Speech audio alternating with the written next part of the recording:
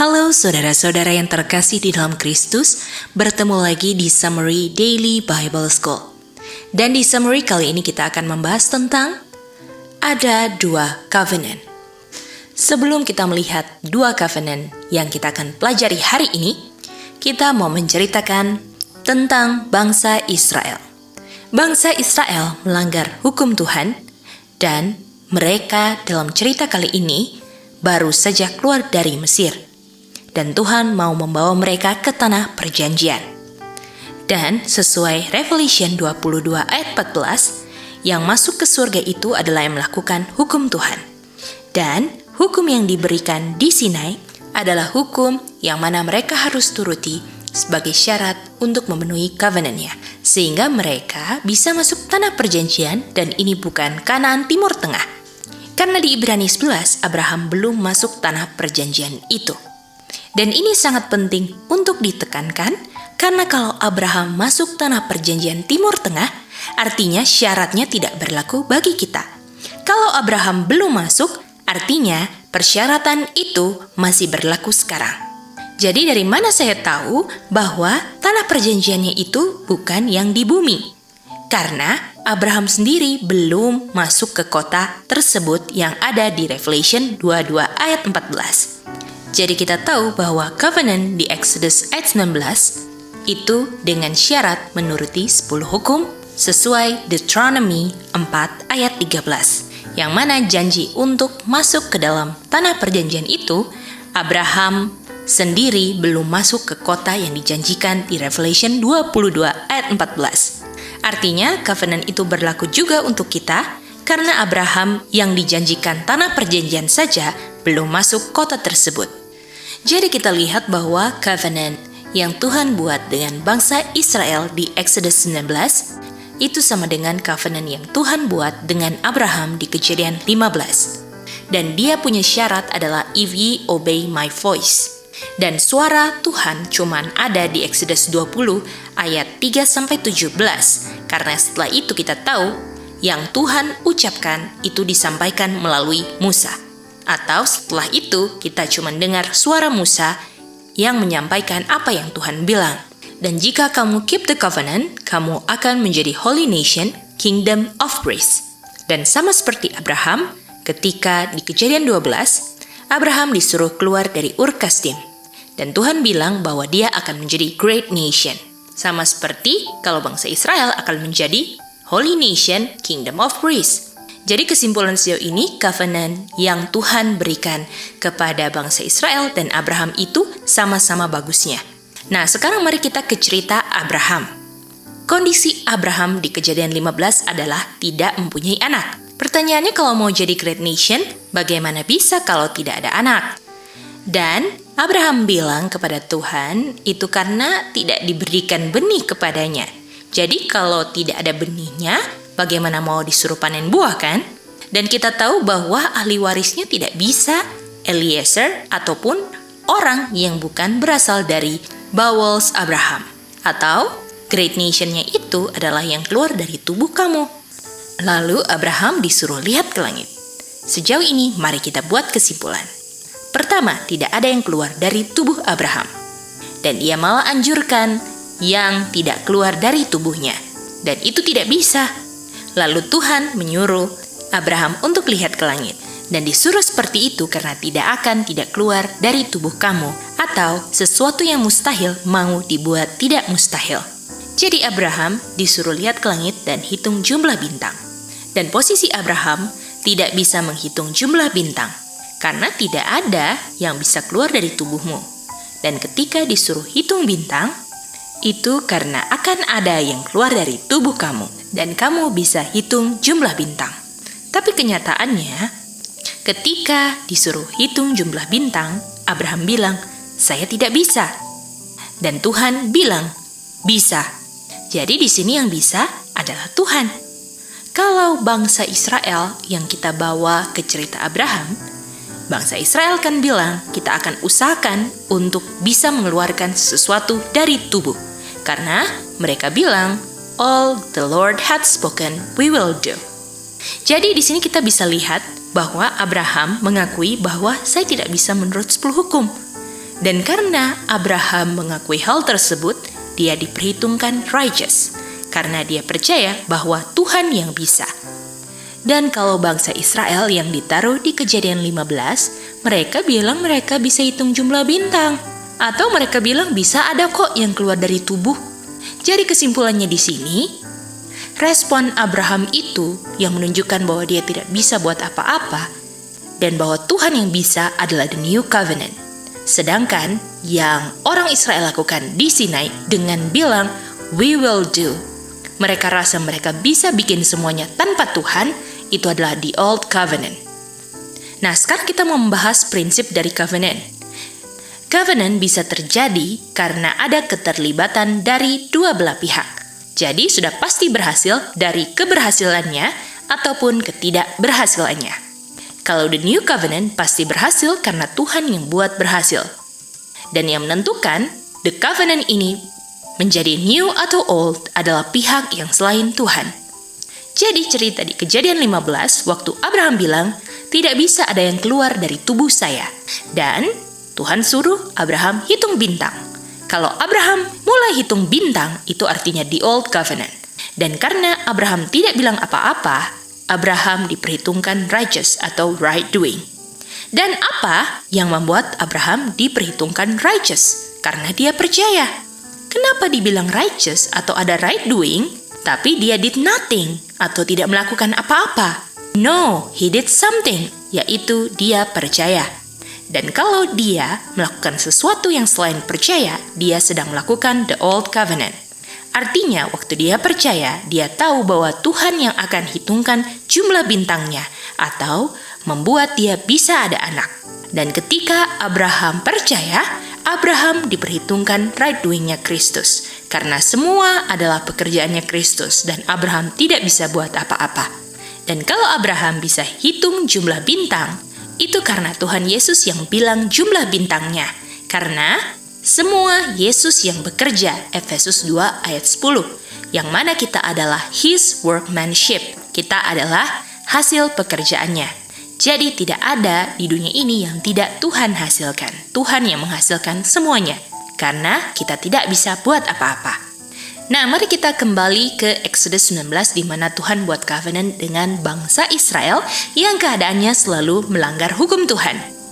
Dan kita tahu bahwa hukum Tuhan diberikan di Sinai. Tetapi sebelum Sinai pun sudah ada hukum Tuhan. Dari mana kita tahu? Karena bangsa Israel melanggar hukum Tuhan sebelum hukum Tuhan diberikan di Sinai. Di mana mereka memungut mana hari Sabat. Dari cerita ini kita bisa simpulkan bahwa sebelum Sinai sudah ada 10 hukum Tuhan. Dan ketika mereka melanggar 10 hukum, yang ditekankan adalah mereka melanggar hari Sabat karena hari Sabat itu adalah jantung dari 10 hukum. Dan dengan keadaan mereka yang selalu melanggar, ketika di Sinai pun selalu melanggar hukum Tuhan. Lalu pertanyaannya, buat apa dikasih 10 hukum lagi? Artinya kalau sebelum diberikan 10 hukum mereka sudah melanggar, ketika diberikan 10 hukum lagi, harapannya adalah supaya jatuh lagi. Kalau misalnya tidak mau jatuh lagi, ya jangan kasih 10 hukumnya. Dan prinsip covenant adalah untuk keep covenant, kamu tidak melanggar 10 hukum. Kesimpulannya, ketika sebelum Sinai diberikan 10 hukum, bangsa Israel keadaannya sudah melanggar 10 hukum. Artinya ketika diberikan lagi 10 hukum di Sinai, mereka akan melanggar lagi. Pertanyaannya, kenapa dikasih hukum yang sama kalau mereka sudah pasti melanggar 10 hukum tersebut? Dan kalau dalam ilustrasi, kita ini tidak bisa naik sepeda. Lalu setiap naik sepeda jatuh. Kalau diberikan sepeda lagi, artinya sudah pasti saya akan jatuh lagi. Jadi, di Exodus 19, Tuhan buat covenant itu ceritanya seperti dalam ilustrasi, mereka diberikan sepeda. Dan jawaban bangsa Israel adalah, oh, sure, naik sepeda. Kita bisa naik sepeda. Lalu, di Exodus 20, di ayat 18 dan 19, bangsa Israel jatuh lagi. Dan supaya lebih paham, mari kita gunakan ilustrasi. Dengan Tuhan bilang, saya yang bawa kamu keluar dari Egypt, Tuhan sedang bilang bahwa kamu tidak bisa naik sepeda. Lalu Tuhan bilang, kamu mau nggak dikasih sepeda supaya kamu bisa naik sepeda? Dan jawaban bangsa Israel, all the Lord had spoken we will do. Atau kita bisa kok naik sepeda. Padahal di ayat 4 Tuhan sudah bilang bahwa Tuhanlah yang bisa naik sepeda. Dan Tuhan tawarkan, mau nggak kamu boncengan untuk naik sepeda dengan saya? Tetapi responnya, bangsa Israel ketika ditawarin untuk naik sepeda, di ayat 8 mereka malah mau naik sepeda sendiri. Harusnya mereka boncengan dengan Tuhan. Karena sebagaimana Tuhan yang keluarkan kamu dari Mesir, Tuhanlah yang akan bawa kamu sampai ke Kanaan. Kalau mereka ingat betapa dahsyatnya Tuhan mengeluarkan mereka dari Mesir. Bagaimana Tuhan kasih 10 tulah kepada bangsa Mesir. Bagaimana Tuhan buka Laut Merah, itu sangat dahsyat. Tapi karena begitu kentalnya perbudakan Mesir, mereka sampai lupa siapa Tuhan. Sehingga apa yang terjadi sebelumnya, yaitu ketika mereka dikeluarkan dari Egypt, mereka ambil kredit. Mereka rasa diri mereka bisa. Dan pengertian mereka tentang siapa Tuhan, bagaimana dahsyat kuasa Tuhan, itu sudah merosot karena perbudakan di Mesir. Mereka lupa bagaimana Tuhan menuntun mereka keluar dari Mesir. Prinsip hidupnya adalah, apakah kita lupa atau ragukan bahwa Tuhanlah yang sejauh ini menuntun kita? Makanya kita harus sering repeat apa yang Tuhan sudah buat dalam hidup kita, supaya kita yakin bahwa kedepannya Tuhanlah yang akan tuntun kita, karena kita nggak bisa apa-apa. Kita kembali ke cerita bangsa Israel. Pertanyaannya, kenapa dikasih 10 hukum kalau mereka melanggar lagi? Artinya tujuan diberikan 10 hukum adalah supaya kamu sadar kamu tidak bisa menurutinya. Bayangkan di Exodus 20 ketika Tuhan berbicara diikuti dengan kilat, guntur, gempa, asap. Dan itu sangat membuat bangsa Israel ketakutan. Dan mereka mau sembunyi jauh dari Tuhan, sama seperti di Eden. Adam dan Hawa ketakutan, sehingga mereka harus sembunyi di balik belukar. Dan artinya ketika mereka ketakutan, itu karena mereka berdosa. Jadi di sini 10 hukum diberikan untuk menyadarkan kondisi mereka bahwa mereka tidak bisa menurut 10 hukum. Itulah fungsi kenapa covenant ini diadakan. Karena mereka tidak bisa menurut 10 hukum. Intinya adalah kamu gak bisa memelihara 10 hukum. Dan kalau kamu bisa menurut, Tuhan tidak perlu buat covenant dengan kamu. Pertanyaannya sekarang adalah bagaimana kita bisa mempraktekkan the new covenant ini. Kita buka Galatia 3 ayat 1 sampai 7. Di sini kita lihat the new covenant yang Abraham alami, yang mana Abraham hanya percaya sehingga Abraham di-counted righteousness. Jadi dalam the new covenant yang Abraham lakukan hanya percaya. Tetapi ada orang-orang yang tidak bisa percaya karena ada hal-hal yang mereka tidak bisa tinggalkan di dalam hidup mereka. Ingat, waktu Abraham dipanggil, dia tinggalkan semua di Ur Kasdim.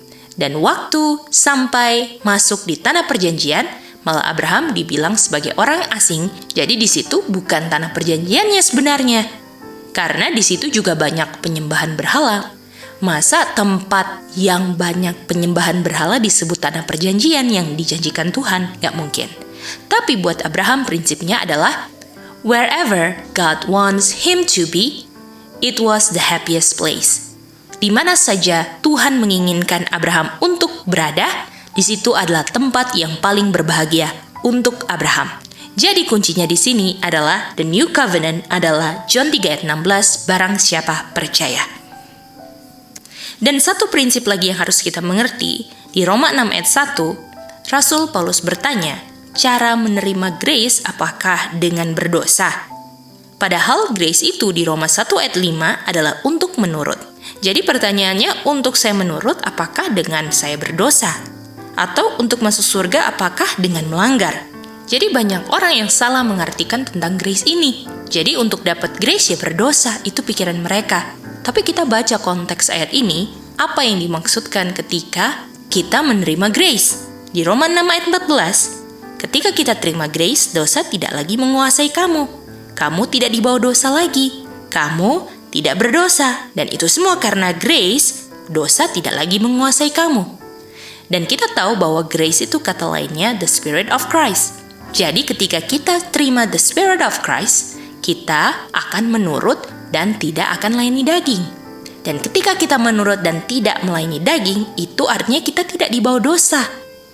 Atau kata lainnya, tidak under the law. Tetapi tidak under the law ini bukan artinya kita tidak perlu lagi menurut hukum. Karena tidak under the law artinya kita tidak di bawah tuduhan hukum lagi. Karena sekarang kita di bawah grace. Jadi prinsip ini kita bisa lihat juga di John 8 ayat 11. Ketika ada wanita yang bersinah, dan bersinah itu adalah dosa, dan dosa itu perlu dikondem, dan condemnation-nya adalah harus dilempari batu. Dan karena orang berdosa tidak bisa jadi hukum untuk orang lain, untuk kondem, artinya orang-orang yang coba untuk mengkondem wanita ini pulang semua.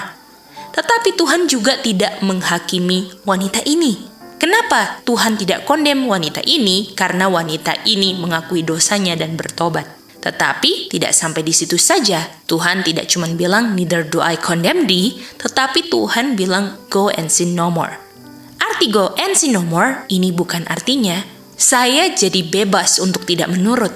Atau dengan kata go and sin no more artinya hukum tidak ditiadakan. Tetapi yang ditiadakan adalah tuduhan hukumnya yang ditiadakan. Jadi dari kondisi kita yang berdosa yang dikondem, kita bisa lagi obey 10 hukum atau hukum Tuhan. Nah, setelah kita mengerti prinsip ini, kita kembali lagi ke Exodus 19. Di mana sebelum Tuhan kasih covenant kepada bangsa Israel, Tuhan ingatkan, kamu lihat loh apa yang saya lakukan terhadap Egyptian. Dan ini penting untuk kamu bisa untuk keep the covenant. Kalau kamu mau keep the covenant, kamu harus tahu atau ingat bagaimana Tuhan lakukan ke Egyptian. Tuhanlah yang akan buat saya untuk bisa keep covenant. Dan kita tahu untuk mengingat apa yang Tuhan sudah buat. Di sebelum kayu salib, objek lessonnya adalah lewat ceremonial law. Di mana lewat ceremonial law ini, kita bisa lihat Tuhan punya kebaikan, Tuhan punya kasih di kayu salib. Ketika kita lihat kasih Tuhan kepada kita kembali mengasihi Tuhan. Dan hanya yang mengasihi Tuhan sajalah yang bisa keep the commandments atau keep the covenant. Artinya untuk keep the covenant penting sekali. Di sebelum kayu salib, ceremonial law. Dan Kain menolak ceremonial law. Atau di setelah kayu salib banyak orang yang tolak the feast. Tanpa the feast ataupun ceremonial law, kita tidak bisa ingat apa yang Tuhan sudah buat pada kita. Sebagaimana Kain mempersembahkan buah-buahan mana ada tumpah darahnya. Itu tidak mengingatkan apa-apa tentang Tuhan punya kebaikan atau apa yang Tuhan sudah buat untuk kita di kayu salib. Benar-benar buah-buahan, sayur-sayuran mana bisa lihat kasih Bapa. Jadi cara Tuhan untuk menyelamatkan manusia itu selalu sama. Sebelum kayu salib ataupun setelah kayu salib. Dan kayu salib inilah yang membelah dua dispensasi. Tapi cara Tuhan yang sama adalah kamu harus lihat supaya hidup. Dan lihatnya kemana? Lihat kayu salib. Jadi sebelum dan setelah kayu salib, itu sama-sama lihat kayu salib. Dan lihat kayu salibnya, di sebelum kayu salib, Tuhan sudah set appointed time. Masa di setelah kayu salib, Tuhan tidak ada appointed time-nya untuk bisa melihat kayu salib? Kalau sampai tidak ada, artinya Maleakhi 3 ayat 6 bilang, I am the Lord, I change. Padahal di Maleakhi 3 ayat 6 bilang, I am the Lord, I change not. Jadi benar-benar appointed time untuk melihat kayu salib ini kita perlukan sekali karena kita terlalu sibuk dengan hal-hal dunia. Tuhan sudah appoint daily, morning dan evening worship, weekly, monthly, dan yearly feast. Dan ini semua Tuhan appoint supaya kita bisa keep the commandments atau keep the covenant.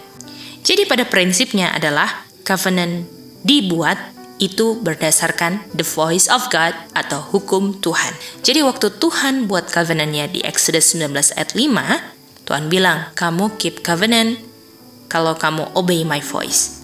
Dan bangsa Israel yang belum dengar apa voice God-nya, belum dengar 10 hukumnya, karena belum Exodus 20 sudah bilang, all the Lord hath spoken we will do. Dan waktu sudah dikasih voice-nya di Exodus 20 ayat 3-17, malah menyuruh Musa untuk yang ngomong sekarang. Dan di sini membuktikan bahwa covenant-nya buyar.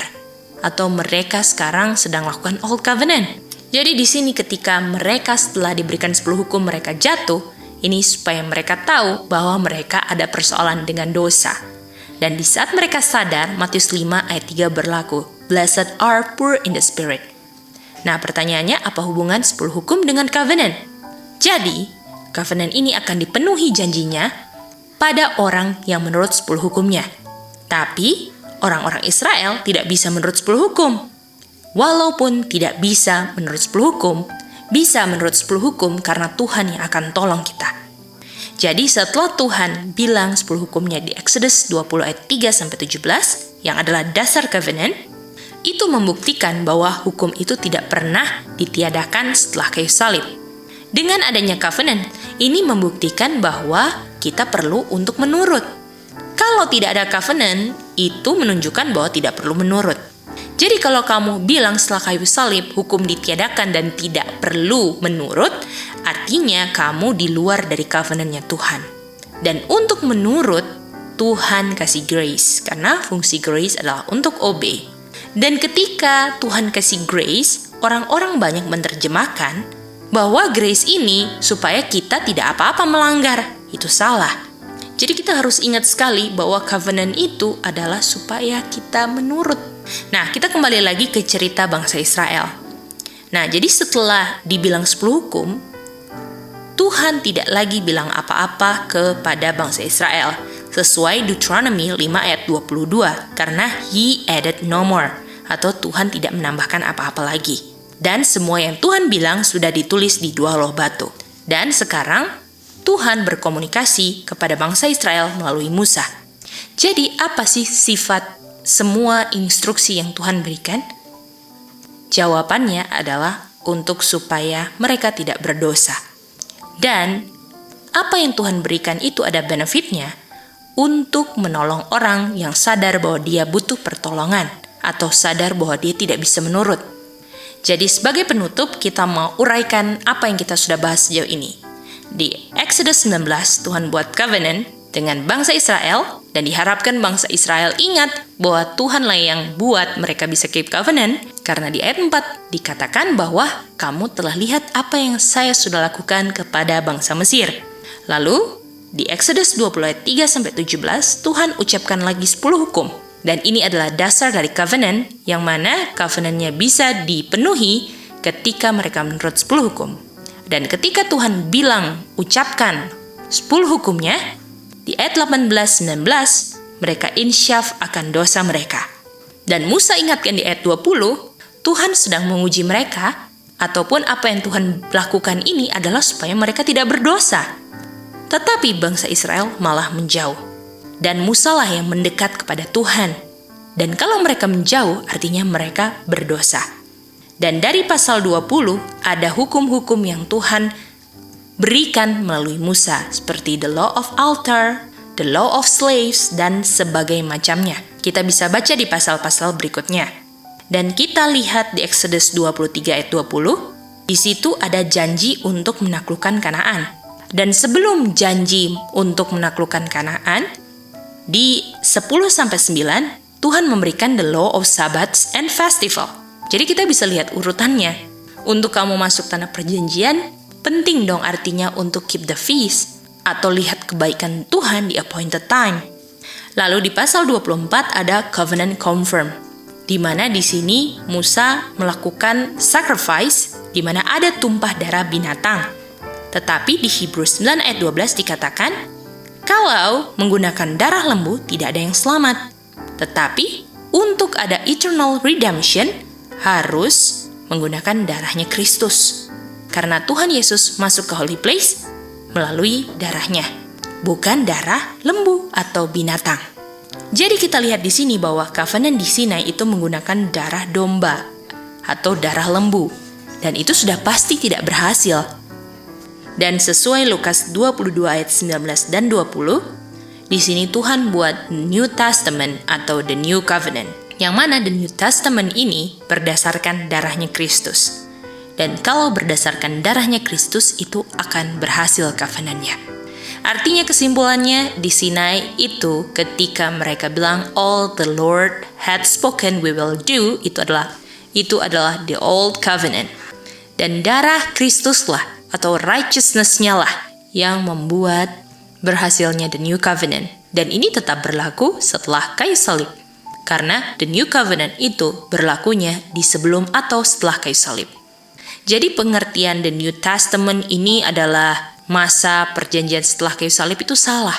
Karena pengertian Testament ini adalah New Covenant yang sudah berlaku semenjak zaman Abraham sampai setelah kayu salib, yang semua keberhasilan the New Covenant itu karena darahnya Kristus, righteousness-nya Kristus. Jadi kesimpulan dari dua covenant ini, yang pertama adalah the Old Covenant, yang mana terjadinya di Sinai dan dilakukan juga oleh Kain, dan semuanya yang merasa bahwa mereka bisa untuk menurut 10 hukum, tapi kenyataannya tidak bisa, dan yang berhasil melaksanakan the New Covenant adalah Adam, Habel, Abraham, yang mana sebelum kayu salib, melalui sacrifices ataupun ceremonial law, mereka bisa melihat Tuhan Yesus di kayu salib.